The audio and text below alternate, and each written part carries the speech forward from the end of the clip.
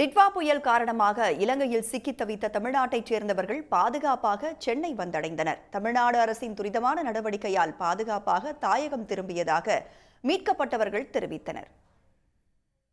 கிட்டத்தட்ட ஒரு 3 நாளாக ஸ்ரீலங்காவில் ஸ்ட்ரக் ஆகிட்டோம். எங்களுக்கு பேசிக் நீட்லாம் அங்கே ரொம்ப கிடைக்கல. எப்போ நம்ம நியூஸ் சேனலில் போட்டு அதுக்கப்புறம் எம்பசி மூலியமாக தான் எங்களுக்கு எல்லாமே கிடச்சிச்சு. கிட்டத்தட்ட ஒரு 3 நாள் ஆச்சு இன்னையோட. ரொம்ப கஷ்டப்பட்டோம். சாதாரணமாக கிடைக்கிறது கூட எங்களுக்கு கிடைக்கல. ஏன்னா க்ரௌடு வேறு. அவங்களுக்கு ஏற்கனவே தெரியும் நாங்கள் ஸ்ட்ரக் ஆகி நிற்கிறோன்னு. அதுக்கப்புறமும் ஸ்ரீலங்கா ஏர்லைன்ஸ் வந்து மிடில் ஈஸ்ட்லேருந்து திரும்ப ஆள்களை கூட்டிகிட்டு வந்து ஃப்ளைட்டை கேன்சல் பண்ணாமல் எல்லாரையுமே ஸ்ரீலங்கா ஏர்போர்ட்டில் இறக்கிட்டாங்க. அதனால தான் க்ரௌட் அதிகமாச்சு. இல்லை, சாப்பாடு கிடைக்கல. சாப்பாடு வந்து அதாவது ரொம்ப தூரம் போகிற மாதிரி இருந்துச்சு. நிறைய ஹோட்டல்ஸ் எல்லாமே பூட்டி இருந்துச்சு. எந்த ஹோட்டல்ஸுமே வந்து திறந்தில்லை. அதாவது ஒரு நாள் அந்த 28th வந்து ரொம்ப கஷ்டமாக இருந்தது. எங்களுக்கு வந்து அங்கேருந்து மினிஸ்டர் வந்து நாசர் வந்து தொடர்பு கொண்டாங்க.